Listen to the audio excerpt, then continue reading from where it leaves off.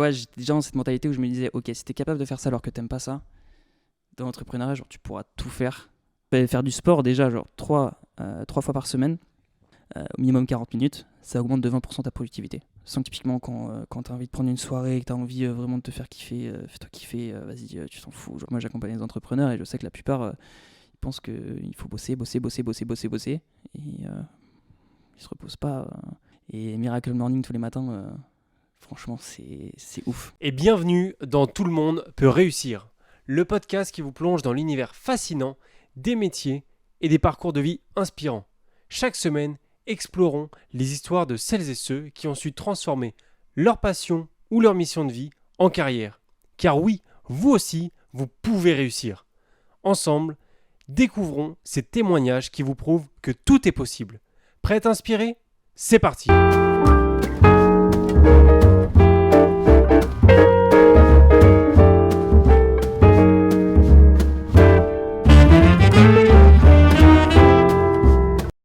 Thomas, bonjour. Tu as 22 Bonjour. ans, tu es Yes. coach en productivité.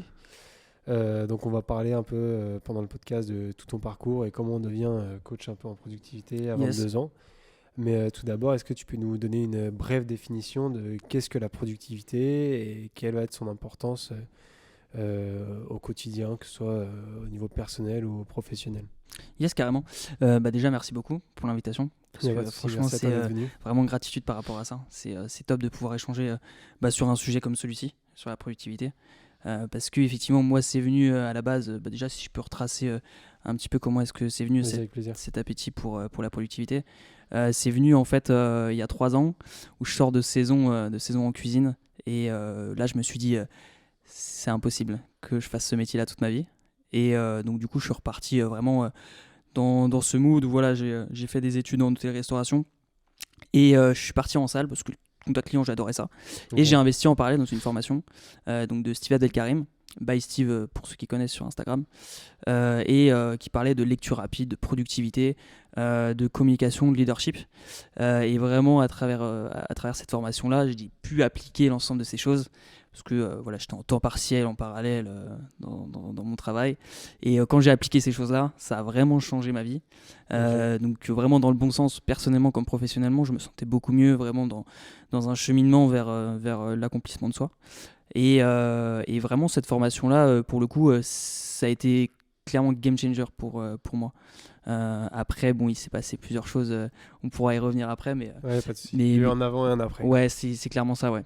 Et puis il y a eu surtout une grosse phase voilà, de descente, de pas mal de down. Donc, Ok. donc voilà, globalement, c'est comme ça que c'est venu cette passion pour la productivité. Donc ça fait maintenant 2 ans et demi, 3 ans, bientôt 3 ans. T'as fait une petite expérience sympa déjà. Yes. Du coup, là, j'aimerais qu'on revienne sur ton parcours personnel, de savoir à la base qui tu es, connaître un peu ton enfance, quel type d'élève tu pouvais être Ok. à l'école, même le caractère que tu pouvais avoir, parce que ça a pu changer au cours du temps, même avec ce genre de formation, tu vois. Grave. Et puis c'est surtout pour que les gens puissent potentiellement s'identifier à toi. Enfin, voilà. Globalement, j'étais un élève plutôt calme.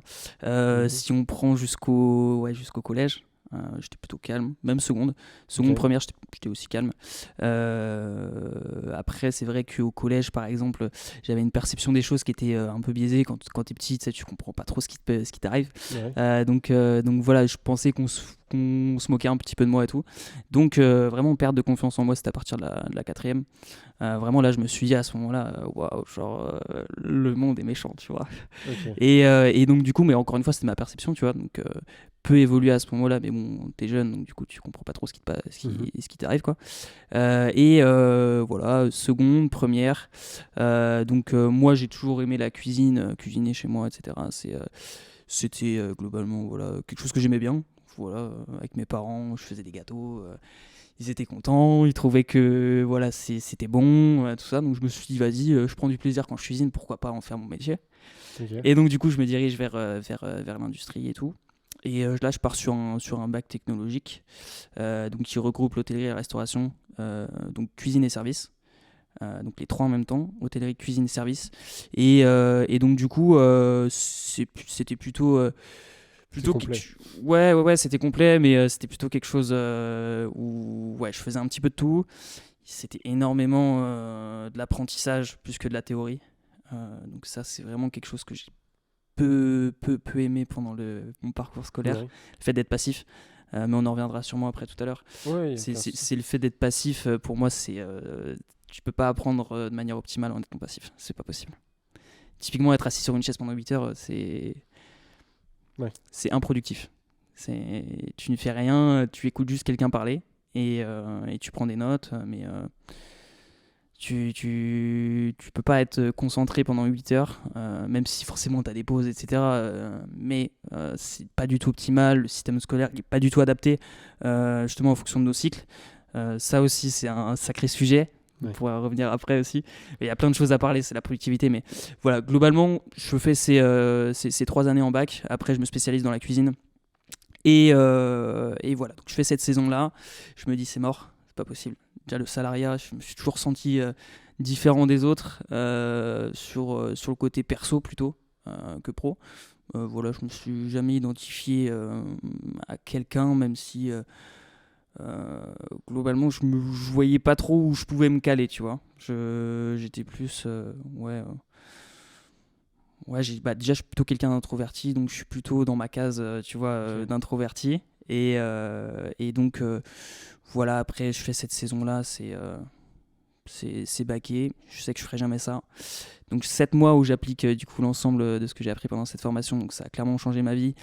Miracle Morning, tout ça, franchement, Miracle Morning, c'est incroyable. Ouais, j'ai vu qu'il y avait un livre là-dessus. Ouais, on et l'a je t'invite à le lire. Ouais. Je t'invite à le lire. Parce que vraiment, c'est très très puissant parce que du coup, je le pratiquais en parallèle Ok. de la formation. Et Miracle Morning tous les matins, franchement, c'est ouf. Bah d'ailleurs, la personne qui me l'a conseillé, c'est le pote qui devait venir de base sur le podcast, qui s'est intéressé aussi à tout ce qui est productivité. Ok. Mais c'est marrant parce que tu vois, par rapport au personnage que tu décris, enfin la personne que tu étais quand tu étais plus petit, de pas savoir trouver ta place, de penser que le monde peut être méchant parce que tu devais, je pense, Ouais, la perception était mauvaise. ouais, voilà, de dire que à la base t'es quelqu'un d'introverti, etc. On voit vraiment qu'il y aura un avant après, tu vois, cette formation, parce que là c'est pas du tout ce qu'on ressent. Tu vois. Ouais, après, du coup, je fais ces 7 mois là Ouais. où je me sens super bien. Mais globalement, j'ai quand même envie de partir de chez mes parents, tu vois. Comme j'étais en 15 heures, je pouvais me permettre d'être en 15 heures. Mais du coup, je pars voilà, sur la côte. Et à ce moment-là, je reprends la cuisine. Donc vraiment le truc que j'avais pas envie, mais techniquement, il me fallait de l'argent.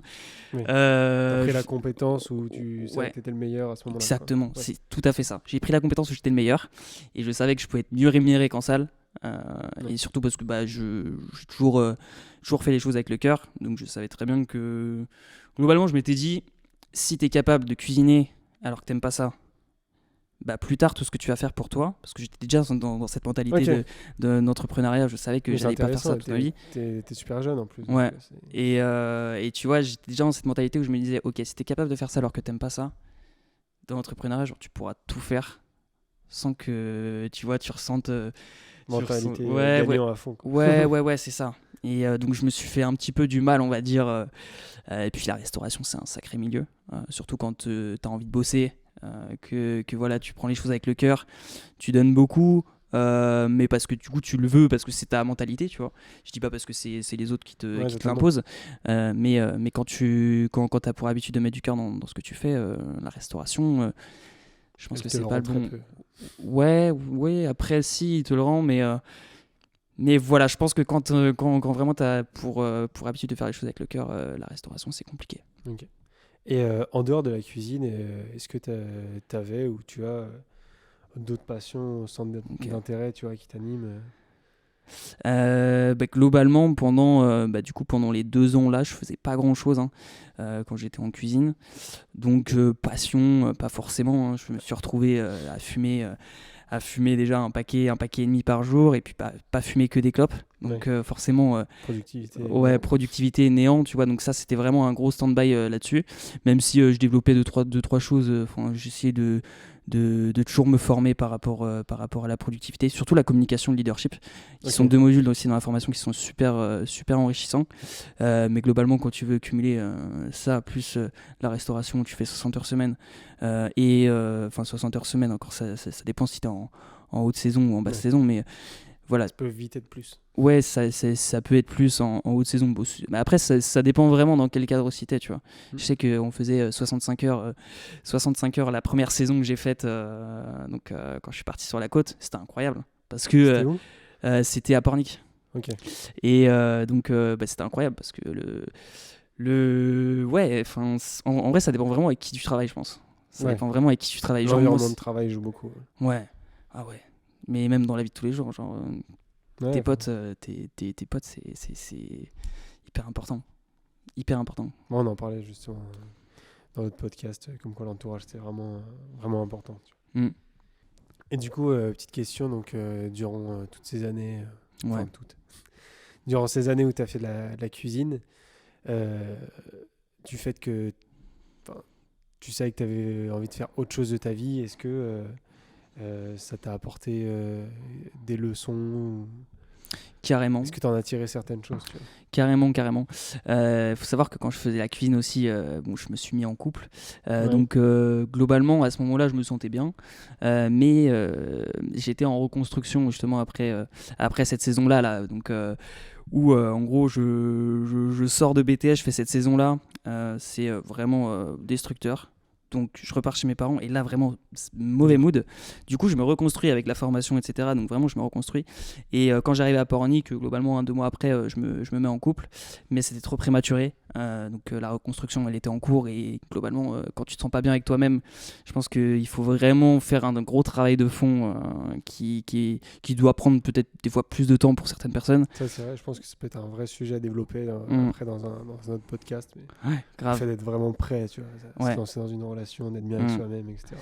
On en discutait justement avec Alice hier et globalement je pense qu'avant 25 ans ce qu'elle me disait c'est que toutes les relations c'est que de l'expérience, tu les prends et puis globalement si ça marche tu vois, mais faut tomber sur la personne qui veut évoluer de la même manière que toi et c'est pas tout le monde.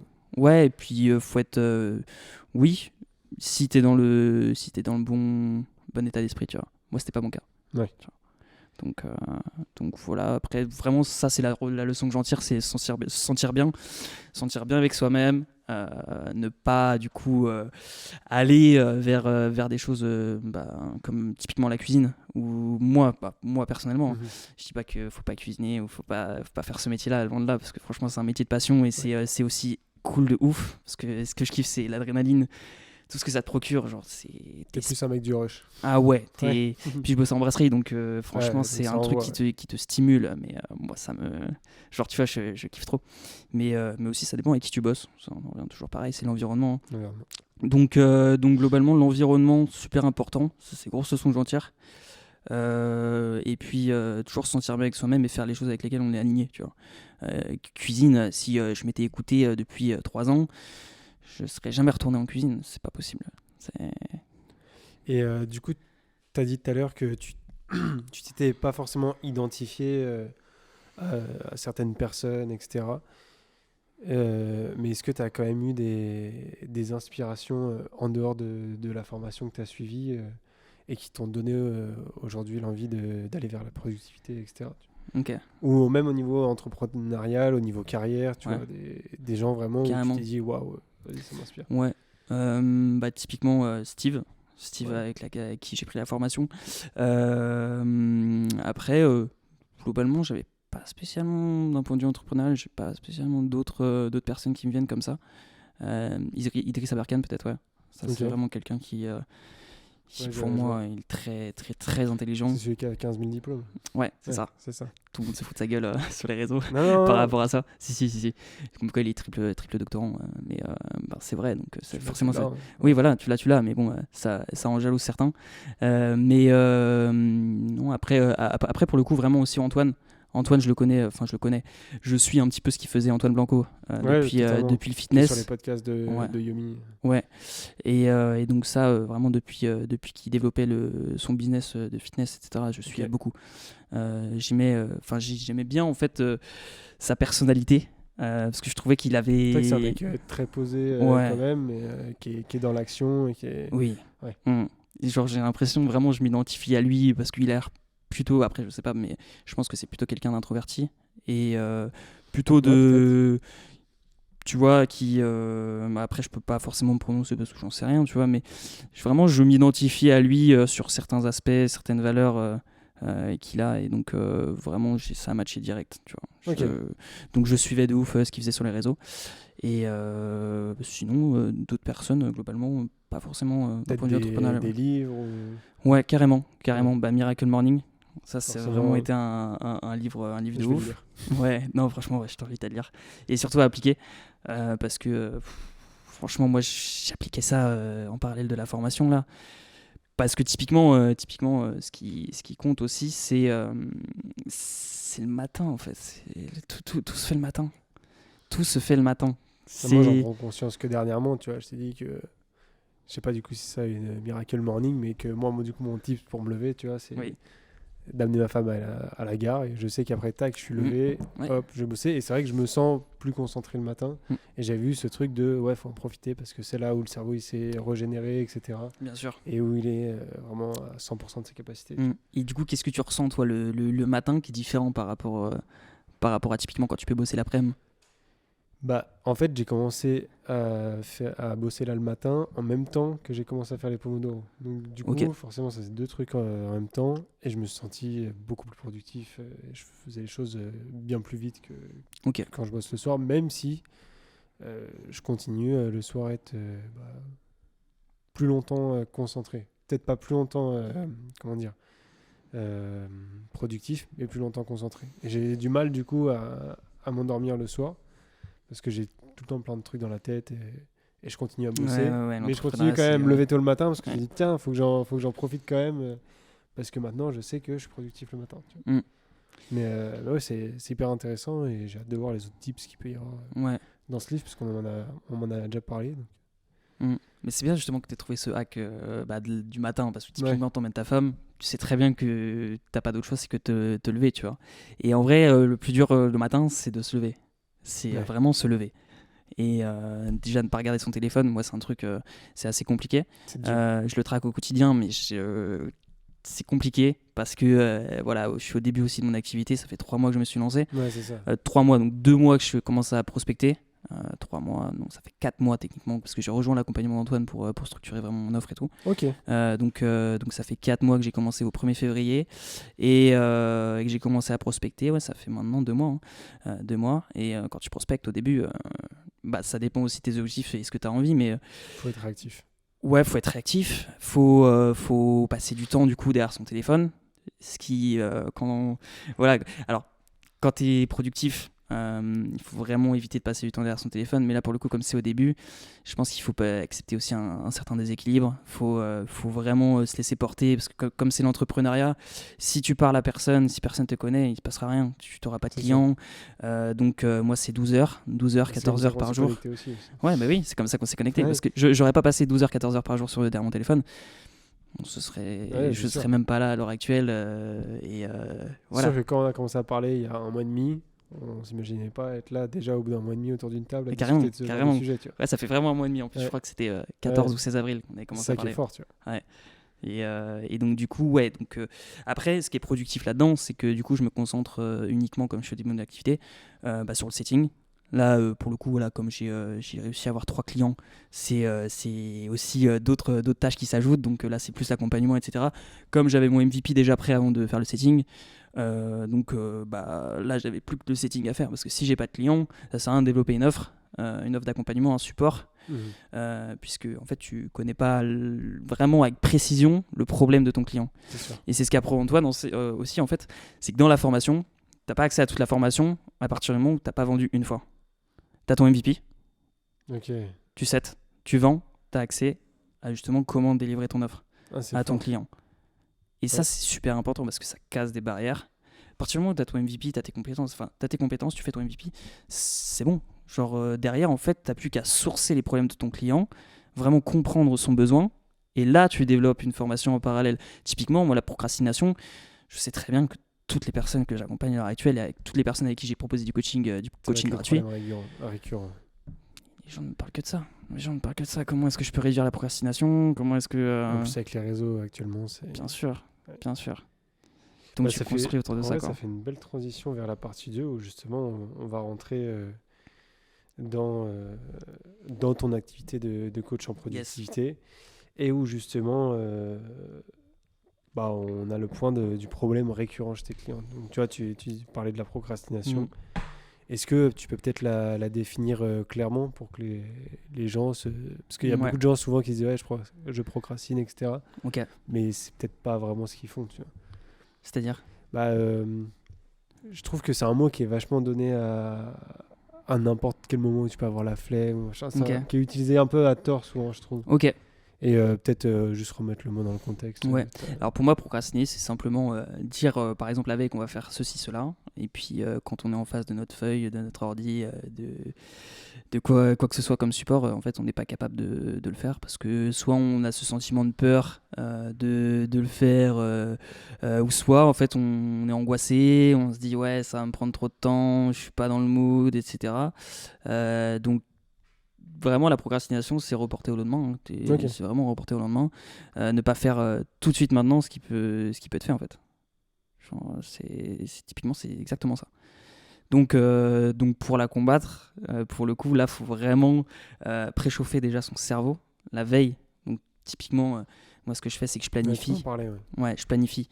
Super important, planifier la veille. Parce que ton cerveau, en fait, le fait de planifier la veille, ton cerveau, il sait exactement quand il va se réveiller le lendemain matin ce qu'il a à faire pour la journée. Ouais, si tu la planifies le matin, déjà, tu sais pas trop pourquoi tu te lèves. Enfin, c'est pas que tu sais pas pourquoi, mais tu sais très bien que tu vas bosser. Mais t'auras pas clarifié vraiment l'objectif. Et justement, comment tu fais pour planifier ton lendemain, tu vois, ton réveil? Qu'est-ce que tu te dis pour dire ouais, demain je fais ça, parce que t'en as beaucoup qui vont te dire bon bah voilà, fais une to-do list, un truc. Ouais. Mais comment tu fais pour toi vraiment entraîner limite ton cerveau à se dire tac, demain je vais être productif, je vais voir ça à faire, etc. Alors moi techniquement je bosse pas avec de to-do list. Du coup je prends une matrice qui me permet de prioriser de manière rationnelle l'ensemble des tâches, des activités que j'ai à faire. Donc je priorise. Qu'est-ce que tu appelles matrice toi la matrice d'Eisenhower, je sais pas si ça te parle. En fait tu reportes l'ensemble des tâches que tu as à faire. Ouais. Sur la matrice, donc sur un tableau, et tu coches aussi en fonction du degré d'importance et d'urgence. Ça, oui. Et derrière, en fait, ça la priorise. Donc si tu dois la faire en premier, si tu dois la programmer, si tu dois la déléguer, ou vraiment si ça correspond pas à tes objectifs professionnels, ou l'ensemble des choses en fait que tu dois juste réduire ou supprimer. Voilà. Okay. Et donc du coup, avec ça, donc moi c'est un outil aussi que je propose gratuitement sur Notion.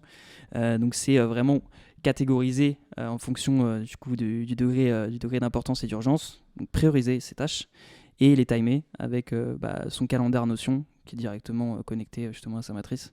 Et là du coup moi j'ai mon planning, je sais exactement ce que je dois faire à tel moment, etc. Ça me permet de délimiter les tâches. Délimiter les tâches c'est super important, vraiment ça c'est trop important. C'est un peu avec le sentiment d'urgence dont on parlait l'autre fois. Exactement. Si tu te dis ce que tu m'avais dit justement avant l'appel, avant qu'on ait un appel pour préparer cet échange, t'avais pas, c'est ça, hein, t'avais pas préparé. En fait, je savais pas encore à quelle heure on allait s'appeler. J'ai eu d'autres trucs à prévoir pour le podcast d'avant, etc. Et tu m'as dit on s'appelle. Et je dis vas-y, plus à cette heure-là, comme ça, il me restait 15 minutes vraiment. Et je me suis posé devant ma feuille. Et j'ai eu plein de trucs qui me sont venus en tête, tac. Et on a pu justement partir de cette base pour créer un peu le fil conducteur du podcast. Ouais. Alors que une semaine avant, on était avec Sam, on s'est mis devant les ordi, on s'est dit bon, qu'est-ce qu'on va faire comme podcast? On est resté toute l'après-midi devant l'ordi, rien qui sortait. Mais ouais, du coup, tac, sentiment d'urgence, et là, tout le déroulé du podcast est venu comme par magie, tu vois. Mais c'est super intéressant ce sentiment d'urgence aussi.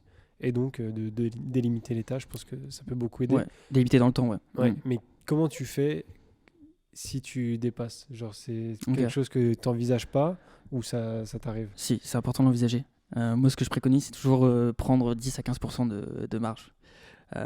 Des fois en plus, ce que je fais, comme je suis en Pomodoro, en fait je bosse pas typiquement le matin, je peux bosser de chez moi, mais l'après-midi en fait moi je me mets dans un contexte extérieur parce que c'est là où je me sens plus à l'aise, donc je vais dans un bar. Typiquement voilà, toutes les après-midi je suis dans le même bar sur l'île de Nantes, ouais, donc toujours dans le même bar, et en fait je bosse et Pomodoro ou pas, ça dépend en fait dans quel état je suis, le flow, etc., et je fais énormément de pauses, énormément. Et les gens pensent que justement, c'est en restant focus derrière son ordi, en étant vraiment ce sentiment où tu dois t'obliger des fois à te dire ouais, non, moi en fait quand je... Tu vas avoir justement les sourcils froncés et tout. Ouais, voilà, c'est exactement ça. Non, faut surtout pas, tu vois. Après, si t'es dans le flow et tout, que t'es pas crispé, vas-y, go, tu vois, genre, boss. Ouais. Mais prends un max de pauses. Genre, moi, typiquement, je prends des pauses, je parle avec les serveurs, les serveuses, on passe un bon moment. Ouais, bien sûr, conversation inspirante. Voilà, on échange un sourire. Genre, moi, ça me fait kiffer ça, tu vois. Genre, juste un sourire, déjà, incroyable. Juste ça, tu vois. Tu vois, c'est une notion qui est importante parce qu'on en parlait en plus dans notre podcast. Mais ce truc de dézoomer, tu vois. T'es à fond dans ton truc et en fait, t'es tellement focus et parfois mal que tu vas aller vers la mauvaise direction. Et en fait, le fait de prendre souvent des pauses, de dézoomer un peu, et bah, tu vas garder une espèce de vue d'ensemble et tu vas pouvoir vite réajuster et justement pas perdre de temps. Et tu gagnes aussi en productivité avec ça, je Exactement, pense. Ouais. Tu gagnes énormément en productivité, pardon. Tu vois, typiquement, moi aussi, entre le fait où je vais bosser là-bas, je prends en général, alors ça je le fais vraiment régulièrement pour le coup, c'est que je vais me balader l'après-midi et pendant une demi-heure, une heure, je suis en train de nourrir mon mental avec, pour ceux qui connaissent les audios de Jean, de Kevin Trudeau. Non, je connais pas. C'est des audios super puissants vraiment pour nourrir ton mental de développement personnel, et qui sont vraiment puissants. Et, J'ai écouté. Ouais, non, franchement c'est super intéressant. Après les CD déjà qui sont gratuits sur YouTube, après des fois ils sont enlevés, des fois ils sont remis, c'est plutôt compliqué, mais voilà, enfin vraiment je nourris mon mental. Il y a toujours un moment de la journée où je fais un travail sur moi, qu'il soit perso ou pro. Je fais un travail sur moi parce que c'est trop important. Genre là je suis dans une phase de reconstruction après 2 années où voilà, j'ai fait des choses qui n'étaient pas forcément qui ne me correspondaient pas, avec lesquelles j'étais pas aligné. Donc là je suis plus dans la phase de reconstruction aussi, recentrer avec toi-même, ouais, exactement, avec ce que tu aimes faire. C'est trop important. Ouais. C'est vraiment important dans la contribution au bonheur d'être aligné avec soi-même, je pense. Ouais, mais surtout pour la productivité, c'est trop important, parce que tout passe par là. Genre faut que tu optimises vraiment tes... Alors j'aime pas trop parler d'habitude, mais faut que tu optimises ton bien-être, qu'il soit mental ou physique. Faut que tu l'optimises au maximum.